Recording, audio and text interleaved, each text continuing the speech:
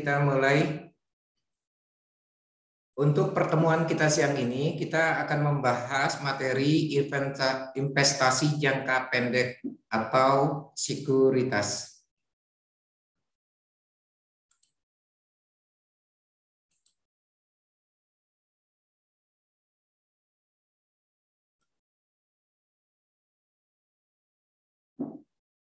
Di dalam akuntansi, perlakuan terhadap investasi jangka pendek atau sekuritas itu diatur dalam PSAK nomor 50 dan nomor 55, yaitu tentang instrumen keuangan.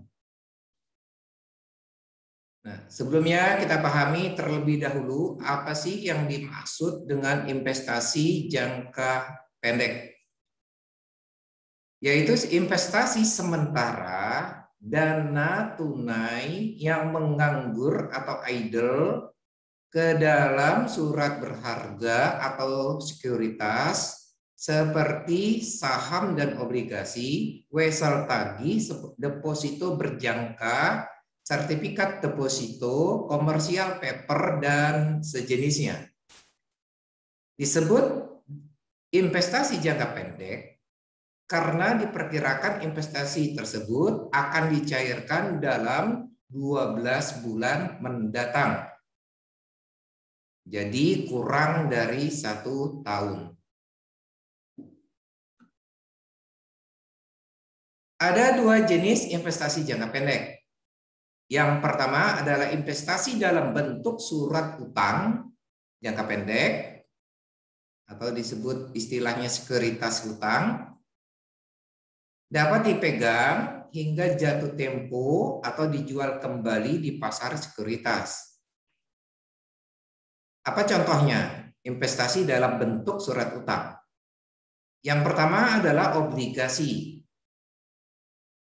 yaitu surat berharga atau sertifikat yang berisi kontrak pengakuan utang atas pinjaman yang diterima oleh penerbit obligasi dari pemberi pinjaman atau investor.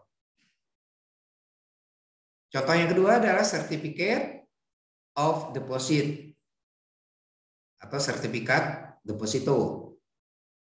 Bank menerbitkan surat utang jangka pendek dengan bunga tetap. Jadi yang disebut dengan sertifikat deposito itu adalah surat utang jangka pendek yang diterbitkan oleh bank. Contoh yang ketiga adalah commercial paper, yaitu surat utang yang diterbitkan oleh perusahaan besar dengan rating kredit sangat baik. Yang keempat, treasury obligation, yaitu surat utang yang diterbitkan oleh pemerintah. Contohnya seperti surat utang negara atau SUN. Itulah contoh-contoh investasi dalam bentuk surat utang.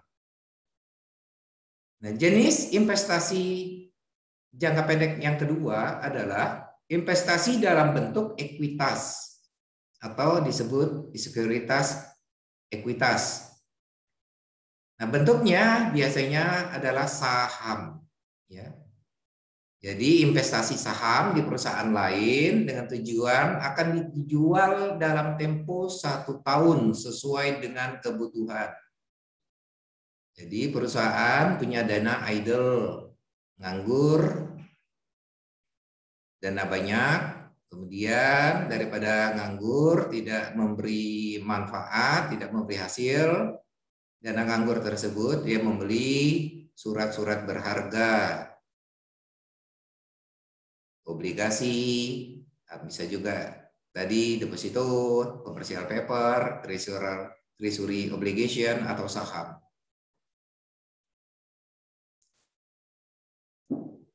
Kita masih berbicara perlakuan akuntansi. Pembelian investasi jangka pendek dicatat sebesar harga perolehan atau disebut cost method, yaitu harga pembelian ditambah dengan ongkos pembelian seperti jasa perantara, broker, atau lainnya. Ada 3 motif atau tujuan orang atau perusahaan melakukan investasi jangka pendek. Yang pertama adalah tersedia untuk dijual, trading securities. Jadi artinya investasi atau surat-surat investasi tersebut aktif diperdagangkan. Kemudian yang kedua, dipegang hingga jatuh tempo. Jadi ditahan, tidak dijual ya maksudnya, sampai jatuh tempo. Atau istilah dalam akuntansinya held to maturity securities. Kemudian yang ketiga, senantiasa tersedia untuk dijual. Available for sale securities.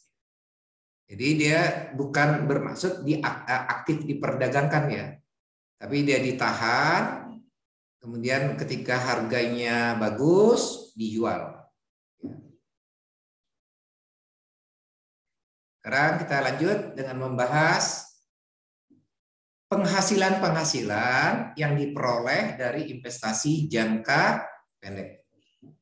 Kita mulai dari penghasilan yang kita dapatkan dari investasi yang berbentuk saham.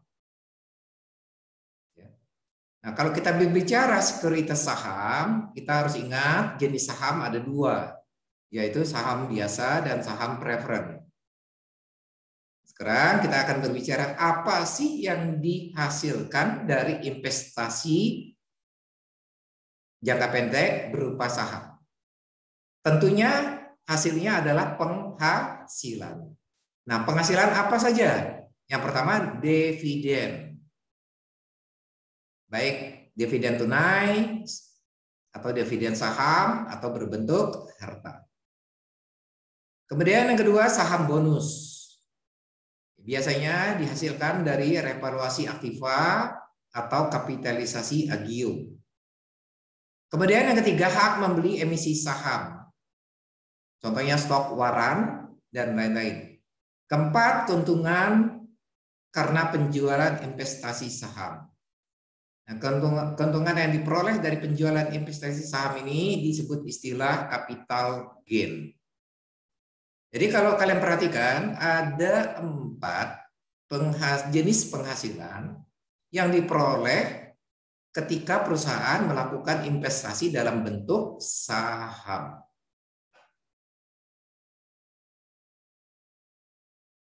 Kita lanjutkan dengan instrumen investasi yang lain, yaitu obligasi. Apa sih yang dihasilkan dari kalau perusahaan melakukan investasi dalam bentuk obligasi?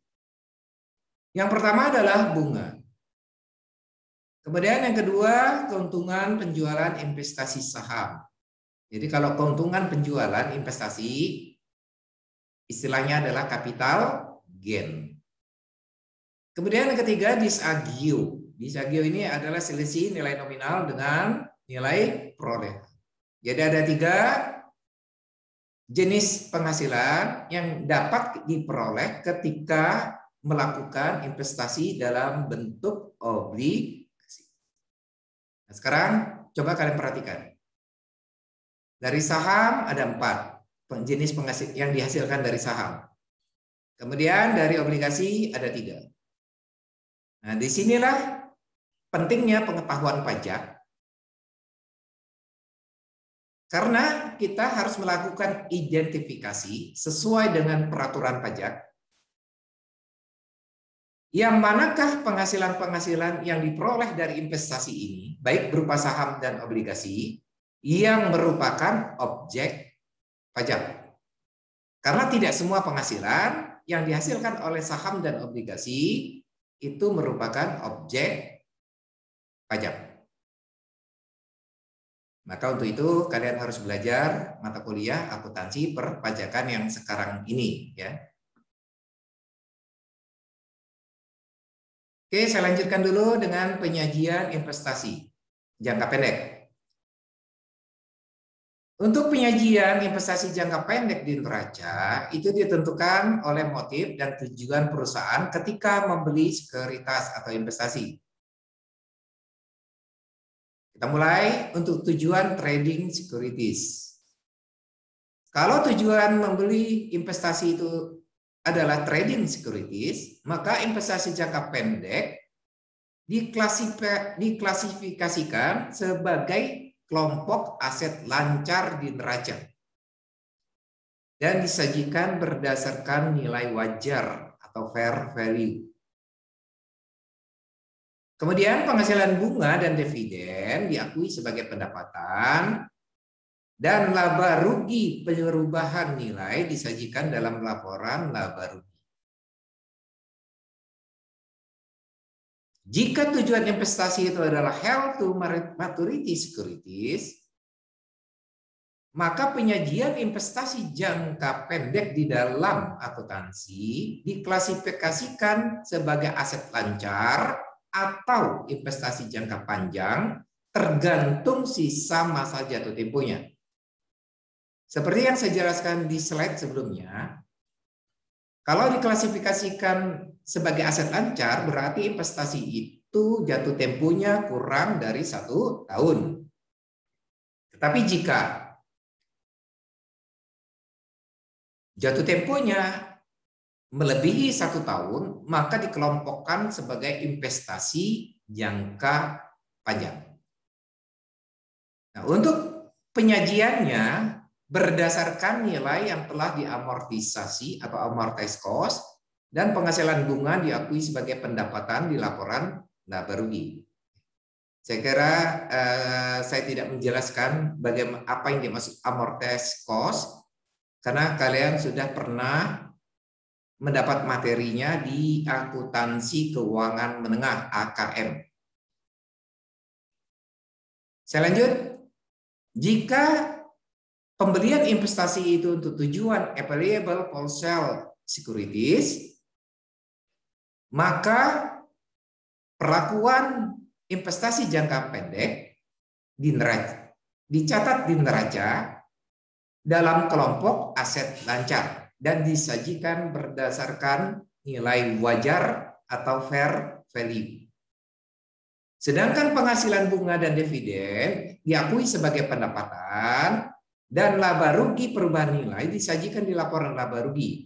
Sedangkan laba rugi yang belum direalisasikan disajikan dalam laba komprehensif lain di rekening ekuitas. Yaitu cara penyajiannya, tergantung motif atau tujuan melakukan investasi. Nah, sekarang kita lanjut. Tadi beberapa di slide sebelum ini saya sudah menjelaskan bagaimana perlakuan akuntansinya. Dan kembali saya ingatkan, untuk perlakuan akuntansinya, untuk lebih lengkap, itu kalian harus membaca lagi materi akuntansi keuangan menengah atau AKM. Saya lanjutkan, bagaimana ketentuan pajak. Tadi saya sudah menjelaskan, pajak tidak terlalu memperhatikan proses ketika terjadinya investasi, baik dalam bentuk surat utang maupun dalam ekuitas atau berbentuk ekuitas.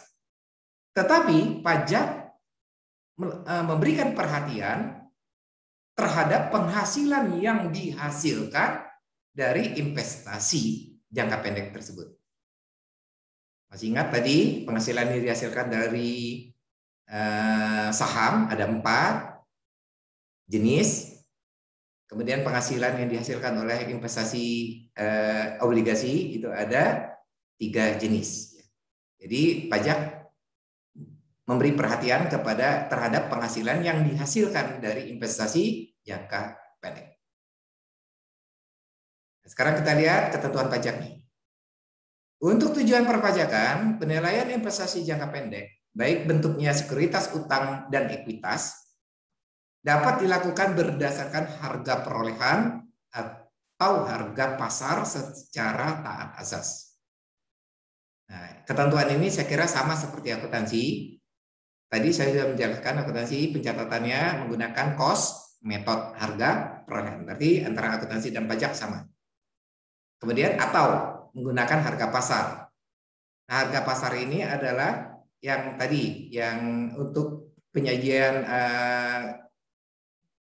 selisih lebih ya penilaian investasi.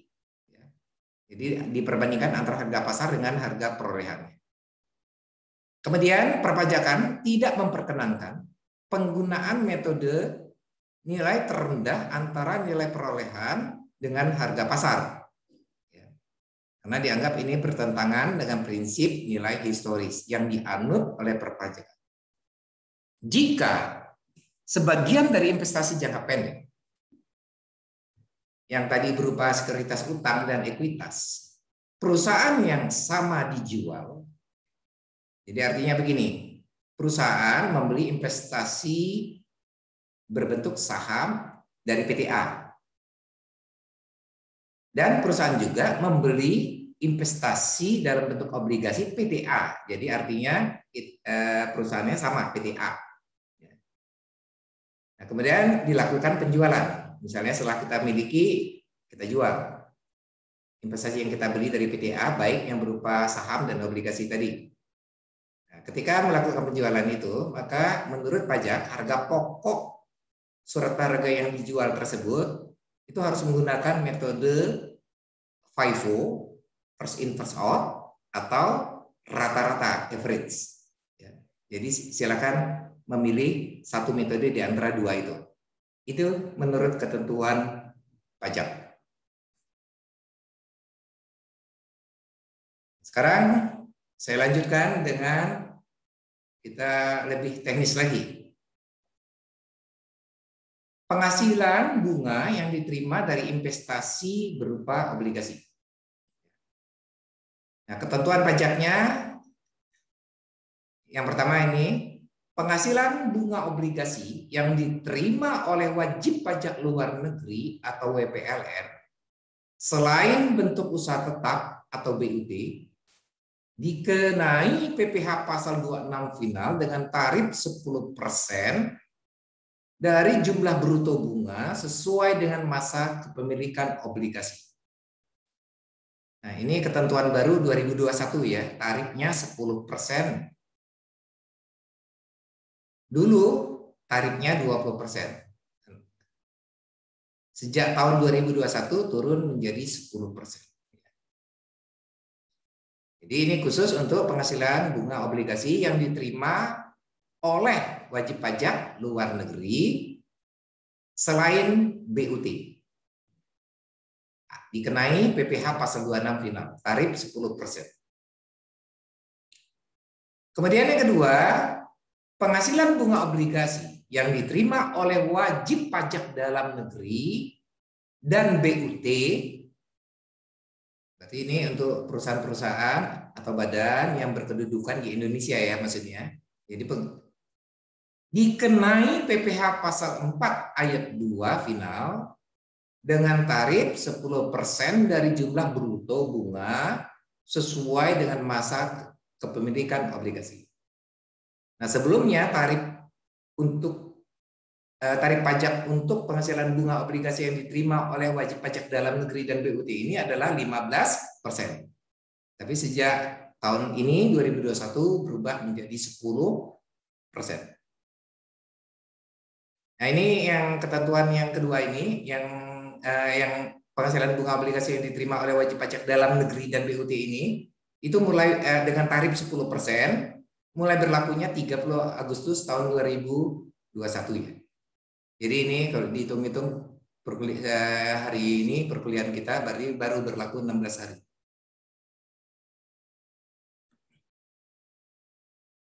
Oke, itu terhadap penghasilan bunga dari investasi jangka pendek yang berbentuk obligasi. Sekarang kita lanjutkan dengan objek penghasilan yang berikutnya, yaitu penghasilan transaksi penjualan saham.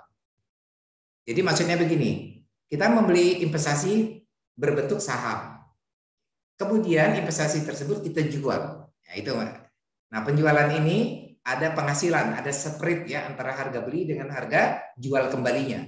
Nah, itulah menjadi objek pajak. Sekarang kita lihat ketentuan pajaknya. Nah, menurut peraturan pemerintah nomor 14 tahun 1997 ya.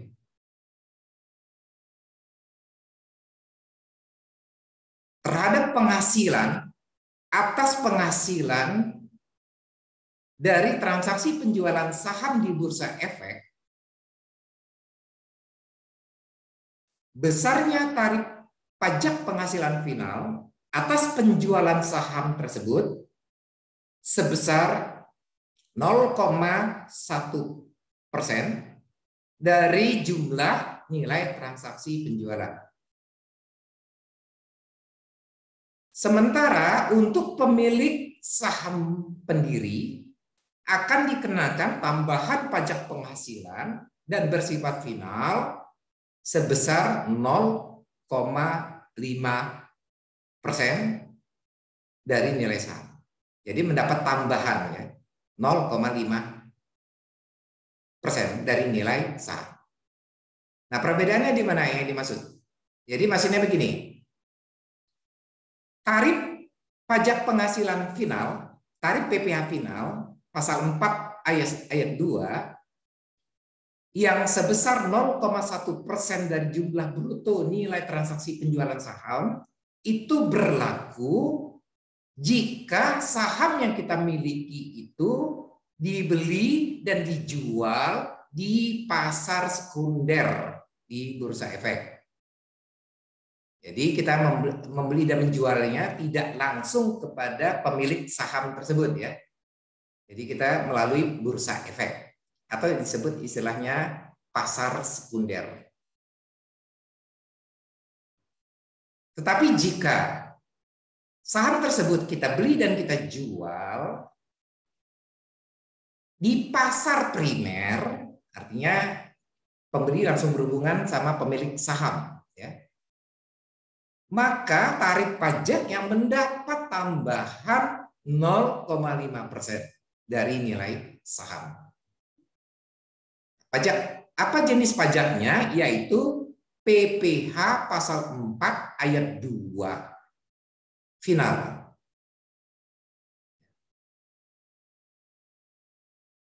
Pajak hanya dikenakan atas transaksi atas penjualan saham dan penghasilan dalam bentuk dividen yang diterima oleh investor. Sementara untuk transaksi pembelian saham tidak kena pajak. Saya kira tadi sudah saya jelaskan di awal ya. Jadi pajak hanya berkepentingan terhadap penghasilan yang diperoleh dari investasi. Jadi bukan terhadap investasinya. Jadi terhadap investasi waktu kita mau beli itu pajak tidak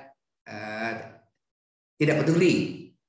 Tapi ketika investasi itu kita pegang dan menghasilkan uang, baru pajak peduli, itu objek pajak. Ya, kurang lebih begitu memahaminya. Saya lanjutkan.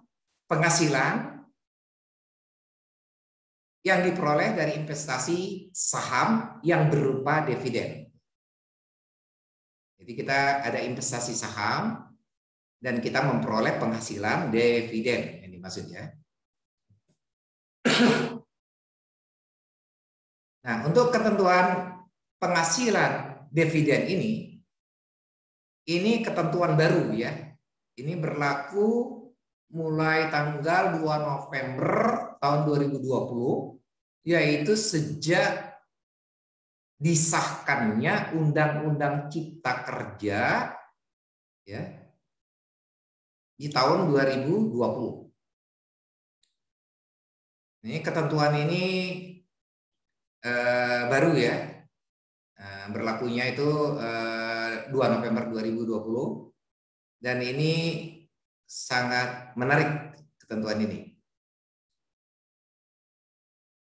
Yang pertama ya, dibebaskan dari pajak atas dividen yang berasal dari dalam negeri yang diterima atau diperoleh wajib pajak orang pribadi dalam negeri sepanjang dividen tersebut diinvestasikan di Indonesia dalam jangka waktu tertentu dan atau yang diterima atau diperoleh badan dalam negeri.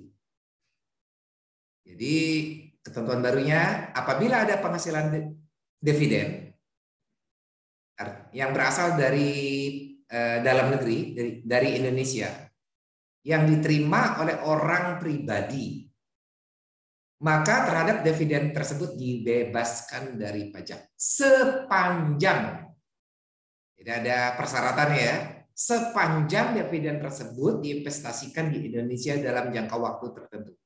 Jadi orang pribadi dia punya penghasilan dividen dan dividen itu digunakan untuk usaha di Indonesia, maka terhadap dividen tersebut dibebaskan dari pajak.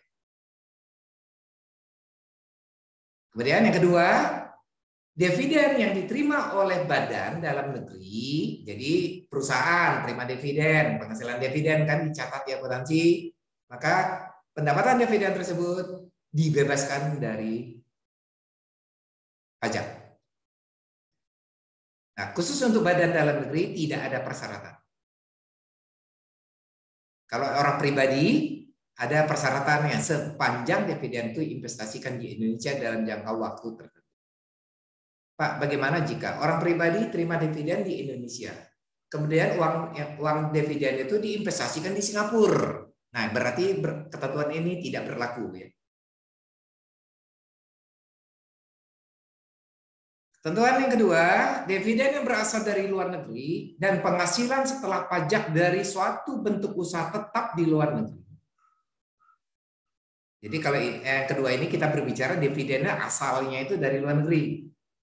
Kemudian berikutnya penghasilan, ada penghasilan setelah pajak berasal dari usaha kita di luar negeri yang berbentuk BUT, bentuk usaha tetap di luar negeri. Yang diterima atau diperoleh wajib pajak badan dalam negeri atau wajib pajak orang pribadi dalam negeri sepanjang diinvestasikan atau digunakan untuk mendukung kebutuhan bisnis di Indonesia dalam jangka waktu tertentu dan memenuhi persyaratan sebagai berikut. Dividen dan penghasilan setelah pajak yang diinvestasikan tersebut paling sedikit 30% dari laba setelah pajak. Jadi ada threshold ya, ada batas ya. Kemudian B, dividen yang berasal dari badan usaha di luar negeri yang sahamnya tidak diperdagangkan di bursa efek diinvestasikan di Indonesia sebelum Direktur Jenderal Pajak menerbitkan surat ketetapan pajak atas dividen tersebut. Jadi ini khusus tentang dividen yang berasal dari badan usaha luar negeri. Nah, tapi terhadap dividen itu tersebut belum dilakukan pemeriksaan, ya. Itu yang maksudnya. Dividen yang berasal dari luar negeri tersebut, yang tadi yang saya jelaskan tadi, yang ada dua persyaratannya di atas tadi, merupakan dividen yang dibagikan dividen yang dibagikan berasal dari badan usaha di luar negeri yang sahamnya diperdagangkan di bursa efek, atau B, dividen yang dibagikan berasal dari badan usaha di luar negeri yang sahamnya tidak diperdagangkan di bursa efek sesuai dengan proporsi kepemilikan saham. Dalam hal dividen yang dibagikan berasal dari badan usaha di luar negeri yang sahamnya tidak diperdagangkan di bursa efek dan penghasilan setelah pajak dari suatu bentuk usaha tetap di luar negeri diinvestasikan di wilayah negara Kesatuan Republik Indonesia kurang dari 30% dari jumlah laba setelah pajak berlaku ketentuan. A, atas dividen dan penghasilan setelah pajak yang diinvestasikan tersebut dikecualikan dari pengenaan pajak penghasilan. B, atas selisih dari 30% laba setelah pajak dikurangi dengan dividen dan atau penghasilan setelah pajak yang diinvestasikan dikenakan pajak penghasilan. C, atas sisa laba setelah pajak dikurangi dengan dividen dan atau penghasilan setelah pajak yang diinvestasikan serta atas selisih, maksudnya terhadap selisih yang dari 30% tadi, itu tidak dikenai pajak penghasilan. Jadi itulah ketentuan-ketentuan dividen yang dibebaskan dari pengenaan pajak. Ya. Tetapi ada beberapa persyaratan dan kondisi yang harus dipenuhi terlebih dahulu. Jika persyaratan dan kondisi tidak terpenuhi, maka dividen kembali menjadi objek pajak. Ini saya beri contoh untuk lebih mudah memahaminya.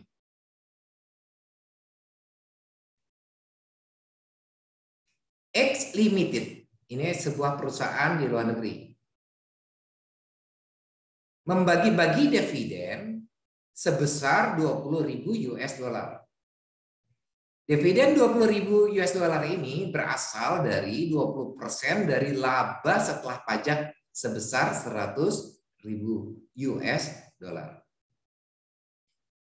PTY berarti ini adalah perusahaan yang berkedudukan di Indonesia. Memiliki 70% saham X Limited, yaitu perusahaan di luar negeri. Karena dia memiliki saham 70%, maka dia menerima penghasilan dividen yang dibagikan sebesar 14.000 US dollar. Kemudian PTY menginvestasikan dividen yang diterima tersebut di Indonesia sebesar 10.000 US dollar dalam jangka waktu tertentu. Nah, dari kasus ini kita coba identifikasi bagaimana ketentuan pajak terhadap dividen yang diterima PTY yang berasal dari perusahaan di luar negeri. Oke. Nah, kita pahami dulu dalam melakukan identifikasi, kita pahami dulu per poin-poin ya. Jadi per step, per langkah. Dividen yang diinvestasikan di Indonesia kan disebut di soal 10.000 US dollar. Nah, ini penghasilan dividen 10.000 ini kita tidak dikenai pajak, dikecualikan dari pajak penghasilan. Kemudian kita menghitung batasan minimal atau threshold yang 30%. Yang sudah saya jelaskan di slide sebelumnya. Batasan minimal menurut ketentuan pajak atau threshold-nya 30%. Kali 70% porsi pemilikan PTY. Kemudian dikalikan dengan laba setelah pajak perusahaan di luar negeri. Jadi threshold-nya adalah 21.000 US dollar. Jadi harusnya ini nih batasannya minimal. Sedangkan yang diterima oleh atau yang dibagikan kepada PTY adalah 14.000 US dollar. Itu berasal dari 20% kali porsi pemilikan sahamnya 70% kali laba setelah pajak perusahaan di luar negeri. Jadi dividen yang dibagikan 14.000. Berarti ada kurang seharusnya menurut pajak 7.000. Menurut ketentuan pajak ya, sesuai dengan batasan minimal atau threshold. Nah, selisih 7.000 ini merupakan objek PPh.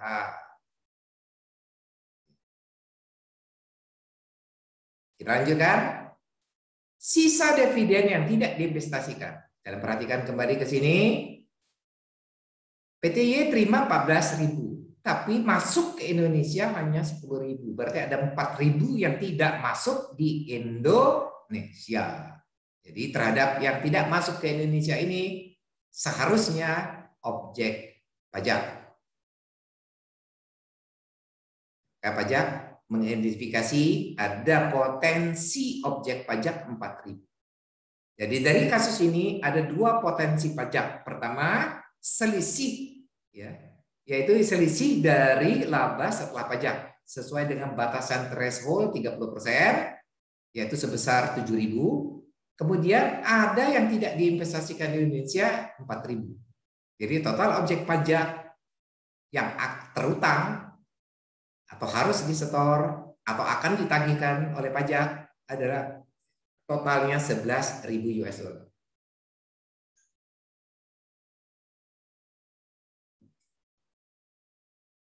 Baik, saya lanjutkan ketentuan terkait penghasilan dividen. Dalam hal dividen yang dibagikan berasal dari badan usaha di luar negeri yang sahamnya tidak diperdagangkan di bursa efek dan penghasilan setelah pajak dari suatu bentuk usaha tetap di luar negeri diinvestasikan di Indonesia lebih dari 30% dari jumlah laba setelah pajak. Jadi melebihi threshold 30%. Maka berlakulah ketentuan sebagai berikut. Atas dividen dan penghasilan setelah pajak yang diinvestasikan tersebut dikecualikan dari pajak penghasilan. Atas sisa laba setelah pajak dikurangi dividen dan atau penghasilan setelah pajak yang diinvestasikan sebagaimana dimaksud tidak dikenai pajak penghasilan atau bebas pajak. Pengenaan pajak penghasilan atas penghasilan dari luar negeri tidak melalui bentuk usaha tetap. Jadi artinya perusahaan di Indonesia mendapat penghasilan dari luar negeri, tapi bukan berasal dari kegiatan usaha di sana. Itu maksudnya. Yang diterima atau diperoleh wajib pajak badan dalam negeri atau wajib pajak orang pribadi dalam negeri dikecualikan, dibebaskan artinya, dari pengenaan pajak penghasilan sepanjang memenuhi persyaratan, yaitu diinvestasikan di Indonesia dalam jangka waktu tertentu dan memenuhi persyaratan sebagai berikut. A. Penghasilan berasal dari usaha aktif di luar negeri. B. Bukan penghasilan dari perusahaan yang dimiliki di luar negeri. Apa contoh penghasilan yang diterima dari luar negeri yang bukan berasal dari kegiatan usaha di luar negeri? Contohnya penghasilan bunga, royalti, sewa dari penggunaan harta bergerak atau harta tidak bergerak, imbalan jasa, keuntungan pengalihan saham, dan sebagainya. Penghasilan bunga berarti kita membeli investasi dari luar negeri, obligasinya obligasi luar negeri kita dapat bunga. Jadi artinya kita menerima penghasilan dari luar negeri yang bukan dari kegiatan usaha, tapi dari investasi. Kemudian sewa dari penggunaan harta bergerak atau harta tidak bergerak. Perusahaan punya apartemen di Singapura, disewakan, dapat penghasilan sewa dari apartemen. Perusahaan punya helikopter di India, disewakan di India, dapat penghasilan dari sewa helikopter. Itulah contoh-contohnya. Ya. Pajak atas penghasilan yang telah dibayar atau terutang di luar negeri atas penghasilan tersebut berlaku ketentuan. Jadi artinya maksudnya begini, kita menerima penghasilan dari luar negeri. Contohnya tadi kita punya apartemen di Singapura. Terus kita sewakan, kita dapat penghasilan sewa dari Singapura. Nah, tentunya penghasilan sewa tersebut sudah dipotong pajak oleh pemerintah Singapura.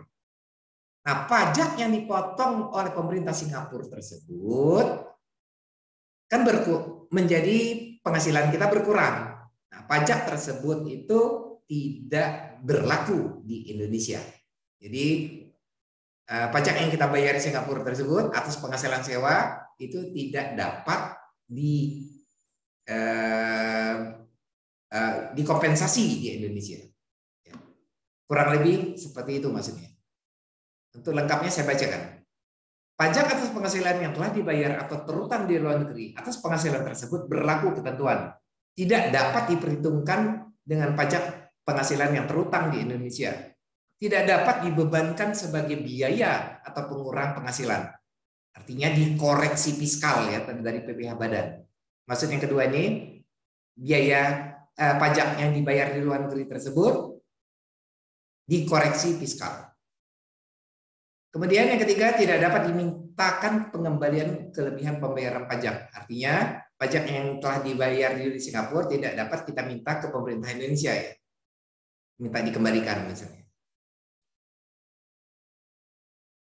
Kita Kita lanjut, dalam hal wajib pajak tidak menginvestasikan penghasilan dalam jangka waktu tertentu, berlaku ketentuan. Jadi maksudnya tadi, dividen bebas pajak, tapi sepanjang diinvestasikan dalam jangka waktu tertentu. Nah, jangka waktu tertentu itu nanti ada peraturan teknis ya, berapa tahun misalnya.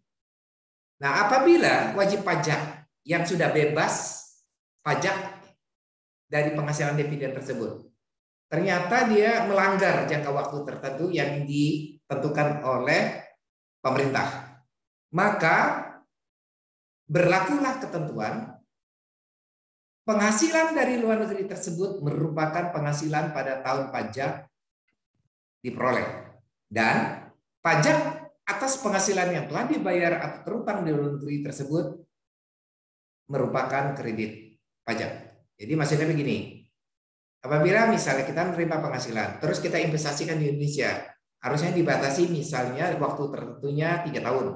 Ternyata nggak sampai 1 tahun, uang itu sudah kita gunakan dan kita gunakan di luar negeri lagi. Berarti kita melanggar ketentuan threshold waktu 3 tahun. Karena kita melanggar, maka terhadap penghasilan yang dulunya bebas pajak menjadi objek pajak. Berubah menjadi objek pajak. Nah, itu dengan cara diakui sebagai penghasilan pada tahun pajak diperolehnya. Ya, jadi menambah penghasilan pada tahun pajak saat diperolehnya. Kalau dia menambah penghasilan, berarti dia akan dikenakan PPh, tarif PPh badan.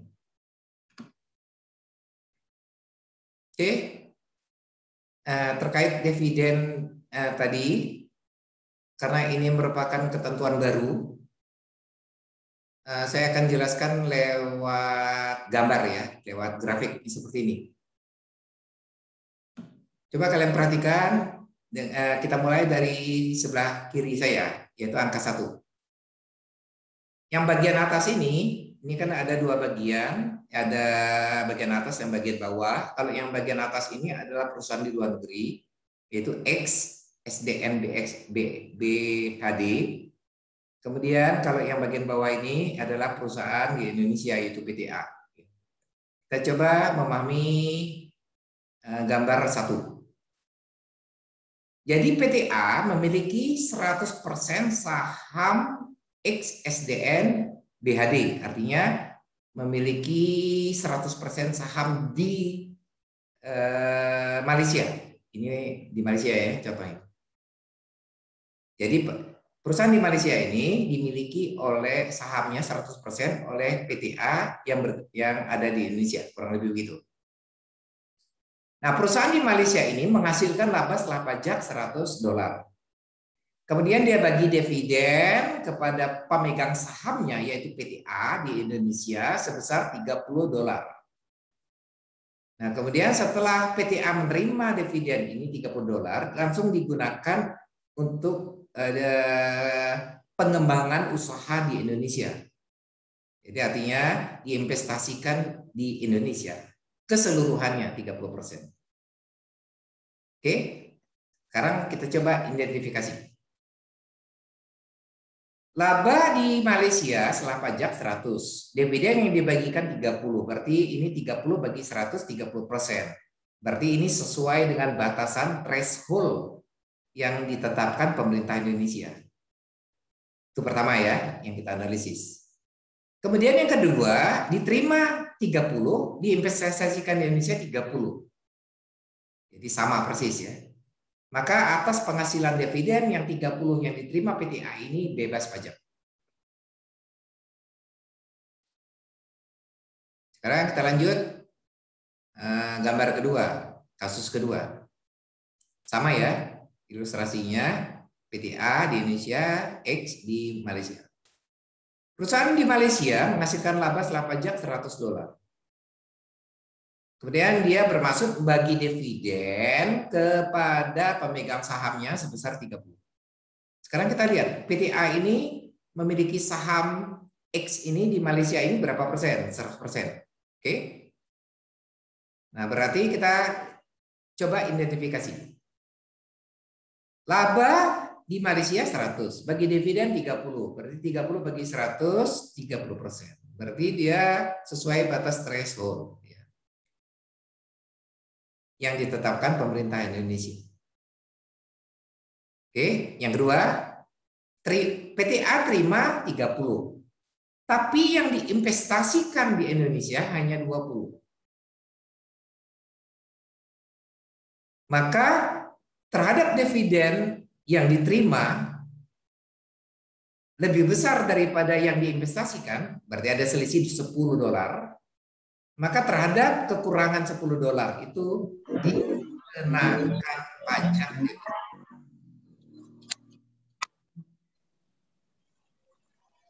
Sedangkan yang penghasilan dividen 20 yang diinvestasikan di Indonesia bebas pajak penghasilan.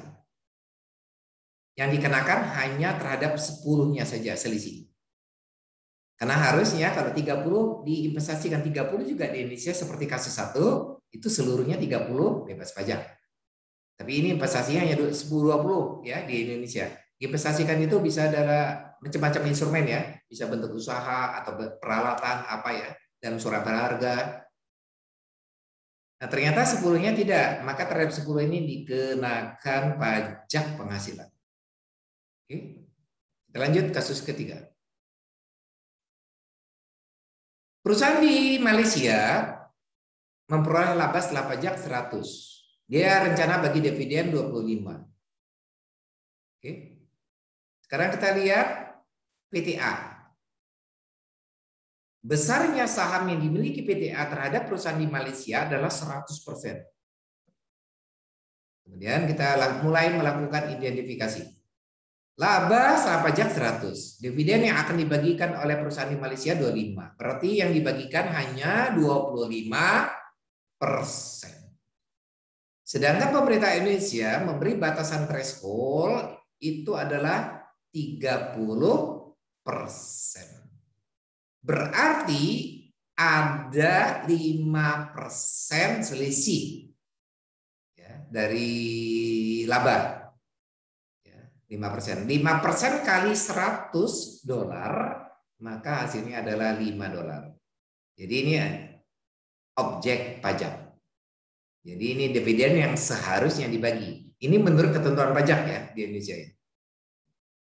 Jadi ada selisih dividen yang berasal dari laba setelah pajak di perusahaan di luar negeri, yaitu sebesar 5. Oke, itu yang pertama. Yang kedua, A terima 25 di Malaysia dividen.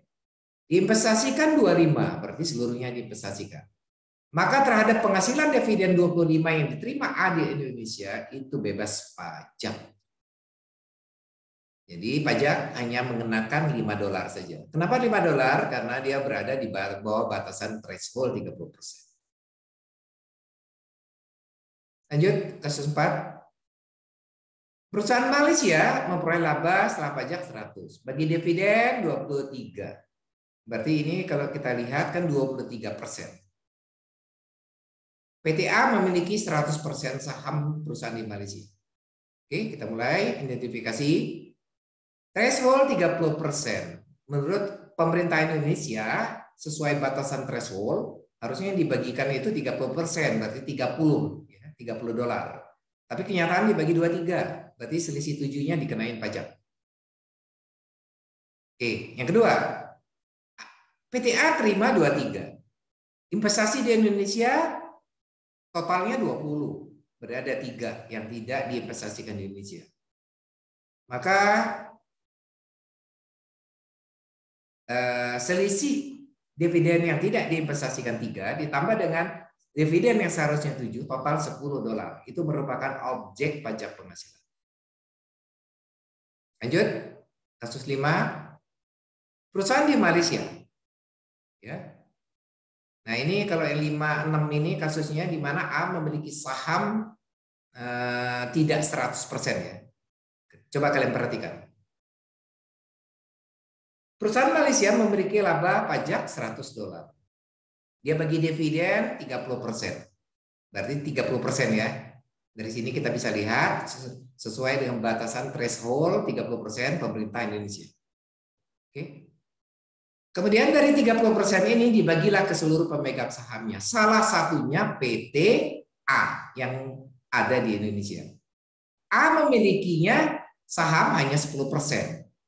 Berarti bagian A itu ya 10% kali 30 dividen. Jadi bagian A hanya $3 ya, 10% kali 30.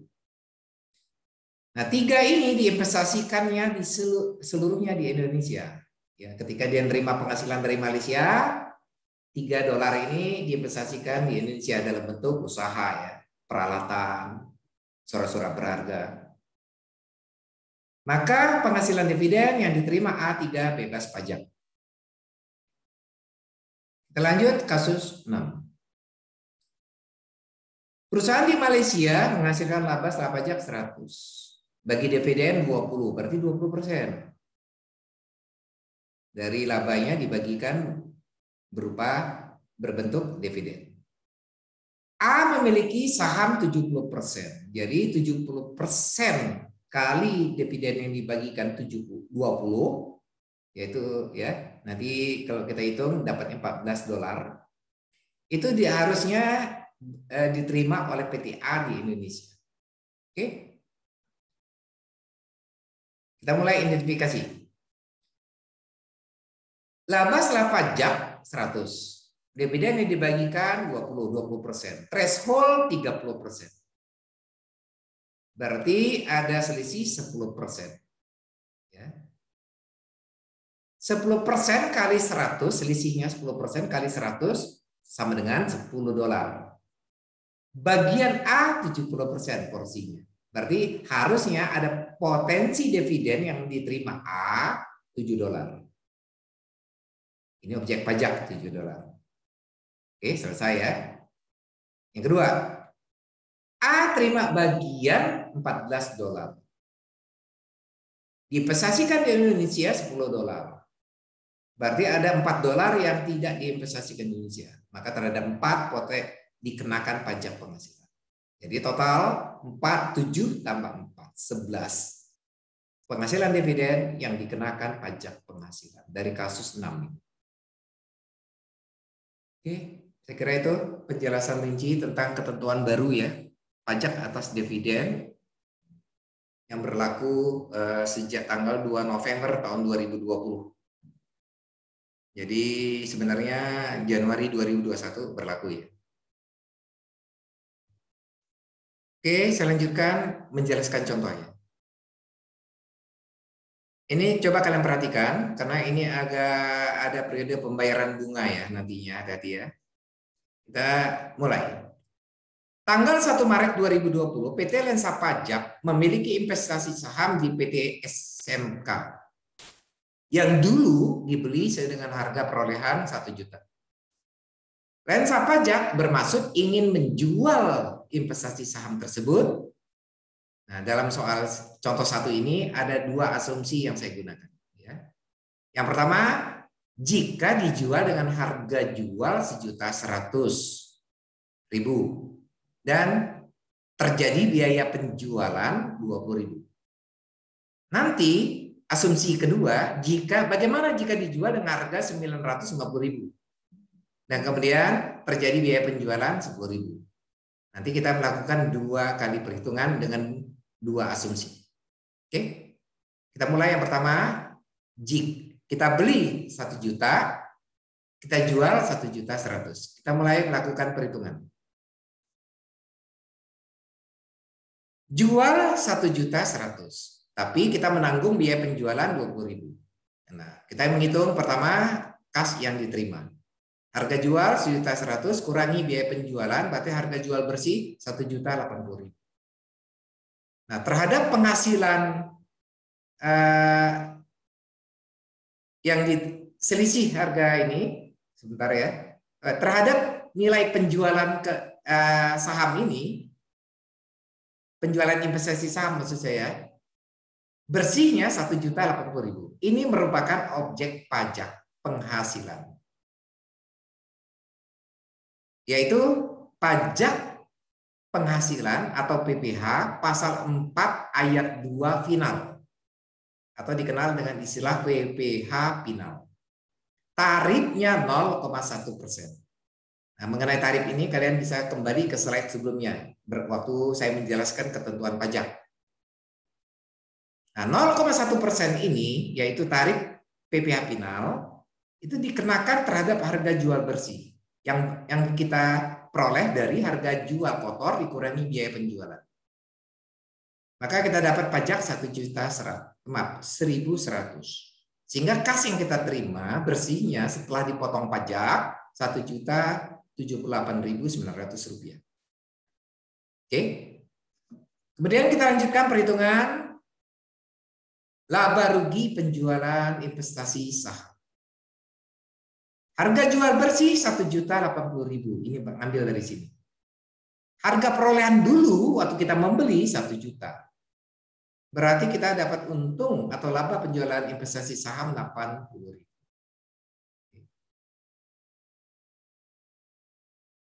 Kemudian atas transaksi kemudian itu kita membuat jurnal pencatatan transaksi seperti ini ya. Kas debit, beban pajak debit, laba penjualan investasi saham kredit, investasi dalam saham kredit. Saya tidak menjelaskan bagaimana membuat jurnal ya, karena kalian sudah belajar di akuntansi keuangan menengah atau AKM. Saya lanjutkan, untuk tujuan perhitungan PPh badan, jadi setelah transaksi kan di akhir tahun kita menghitung PPh badan. Akun beban pajak yang ini itu tidak dapat dijadikan pengurang terhadap penghasilan atau disebut istilah non-deductible expense. Itu karena dia tidak dapat dijadikan pengurang, berarti harus dilakukan koreksi fiskal positif. Jenisnya adalah beda permanen. Kemudian terhadap laba penjualan investasi saham, yang tadi waktu kita menghitung laba rugi penjualan investasi saham, itu tidak dapat dijadikan penghasilan. Alasannya, karena merupakan penghasilan yang sudah dikenakan pajak final. Maka terhadap laba penjualan investasi saham yang ada di laporan laba rugi, kita lakukan koreksi fiskal negatif.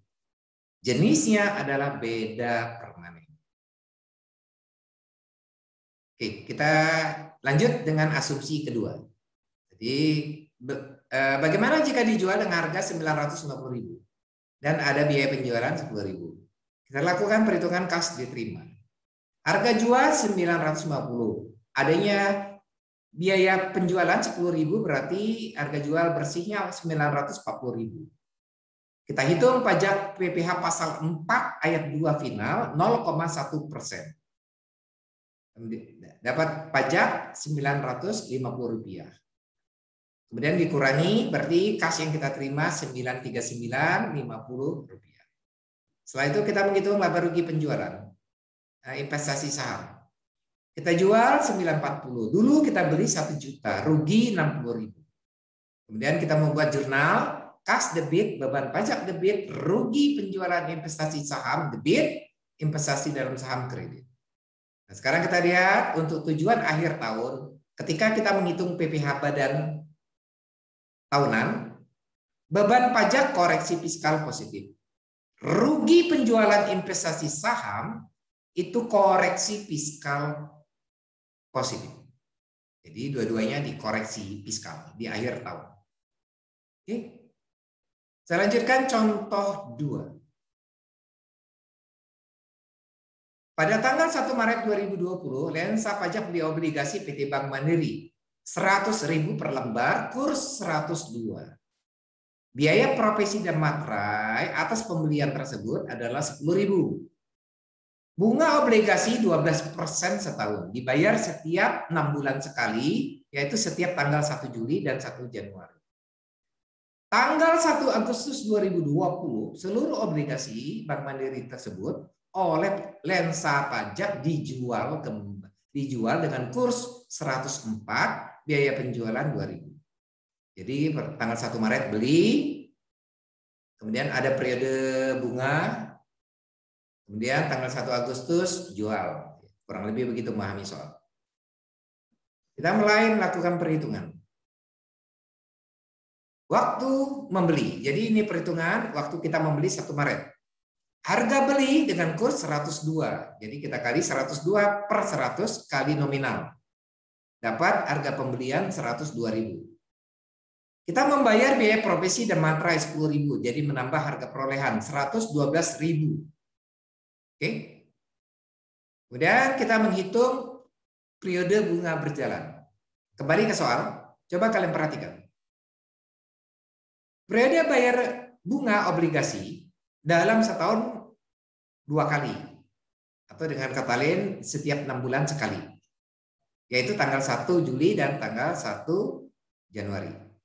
Nah, pembelian kita dilakukan tanggal 1 Maret. Berarti tanggal sebelum kita membeli, tanggal periode bunganya adalah 1 Januari. Paham ya? Saya ulangi. Periode bunga 2 kali dalam setahun, yaitu tanggal 1 Juli dan 1 Januari. Kita beli 1 Maret 2020. Berarti periode bunga sebelumnya adalah 1 Januari. Nah, periode 1 Januari sampai dengan tanggal pembelian kita 1 Maret, itulah disebut dengan istilah periode bunga berjalan. Ini di dalam akuntansi ya, yang saya jelaskan ini. Kita kembali ke sini, berarti periode bunga berjalan kita adalah 2 bulan. Nah, kita hitung bunga berjalannya. 2 per 12 kali bunga obligasi 12% kali nominal 100.000. Kita dapat bunga berjalannya adalah 2.000. Jadi ketika kita membeli, kita harus menalangin bunga berjalan ini 2.000 menambah harga perolehan. Jadi kas yang kita bayar 114.000. Jurnal yang kita buat tanggal 1 Maret waktu membeli obligasi adalah investasi dalam obligasi debit 112.000, yaitu berasal dari harga perolehan. Nah, untuk bunga berjalan 2.000 ini kita catat dengan mendebit pendapatan bunga obligasi 2.000. Kemudian kas kredit. Itulah jurnal perolehan kita. Sekarang kita lanjut periode bayar bunga 1 Juli. Kita belikan 1 Maret. Waktu berlalu berjalan. Akhirnya sampai ke 1 Juli. 1 Juli 2020 adalah periode bunga. Oke. Kita mulai menghitung periode bunga. Pendapatan bunga yang diterima kan per 6 bulan. Karena setahun 2 kali. Jadi 1 periode untuk 6 bulan. Yaitu dihitung 1 Januari sampai dengan 1 Juli saat akan dibayar. Nah, seharusnya bunga yang kita dapat, yang harusnya kita peroleh kan 4 bulan aslinya, yaitu saat 1 Maret sampai dengan 1 Juli. Tapi kita pernah menanggung bunga berjalan 2 bulan sebelumnya. Jadi total yang kita terima tetap 6 bulan. Sekarang kita mulai menghitung. 6 per 12 kali 12% kali 100.000, 6.000. Nah, terhadap penghasilan bunga obligasi ini,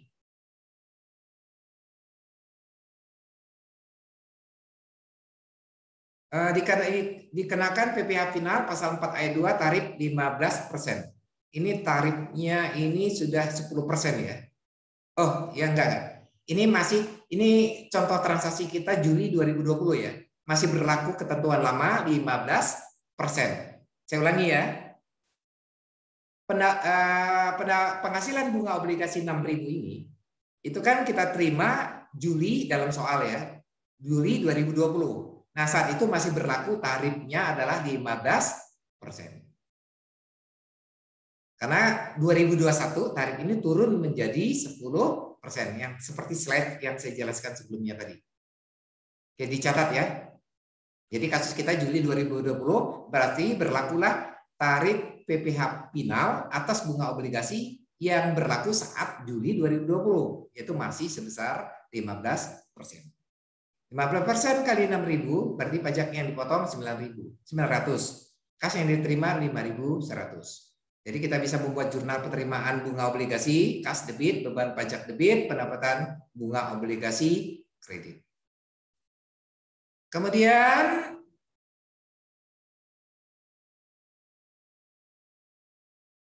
ya, ini jurnalnya tadi ya. Ini hanya penjelasan. Jadi penjelasan untuk tujuan kepentingan PPh badan di akhir tahun. Beban pajak koreksi fiskal positif pendapatan bunga obligasi yang di kredit ini itu juga dikoreksi fiskal negatif di akhir tahun. Oke, saya lanjutkan. Jadi 1 Maret kita beli obligasi, 1 Juli kita terima bunga, 1 Agustus kita jual. Nah, sekarang kita menghitung harga penjualan 1 Agustus. Harga penjualan kursnya 104. 104 per 100 kali nominal. 104.000 harga penjualan. Kita dikenakan biaya penjualan 2.000. Berarti kasih yang kita terima harga jual bersihnya adalah 102.000. Sekarang kita menghitung laba rugi penjualan obligasi. Harga jual bersih 102.000. Dulu waktu kita membeli 112.000. Dari mana kita tahu angka 112.000? Kita bisa kembali ke jurnal pembelian kita. Ini. Jurnal pembelian kita investasi dalam obligasi tanggal 1 Maret adalah debit 112.000. Inilah harga perolehannya. Kemudian setelah kita bandingkan, ternyata kita rugi 10.000. Jual 102, beli dulu 112. Rugi 10. Kemudian kita menghitung periode bunga berjalan. 1 Juli sampai 1 Agustus 1 bulan. Kita hitung bunganya dapat 1.000. Dipotong PPh final pasal 4 ayat 2 atas penghasilan bunga obligasi 15%, 100. Kas yang kita terima 900. Jadi jurnal yang kita buat seperti ini. Kas debit, beban pajak debit, rugi penjualan debit, investasi dalam obligasi kredit, pendapatan bunga obligasi kredit. Nah, dikaitkan dengan PPh badan akhir tahun. Beban pajak tidak dapat dijadikan pengurang atau kita lakukan koreksi fiskal positif. Rugi penjualan investasi saham, jadi yang sebelah debit tadi, itu dapat dijadikan pengurang. Jadi dengan kata lain, tidak dilakukan koreksi fiskal. Sedangkan pendapatan bunga obligasi dikoreksi fiskal negatif di akhir tahun. Baik, saya rasa untuk materi kita hari ini cukup, yaitu kita sudah membahas investasi jangka pendek atau sekuritas ditinjau dari perlakuan pajak.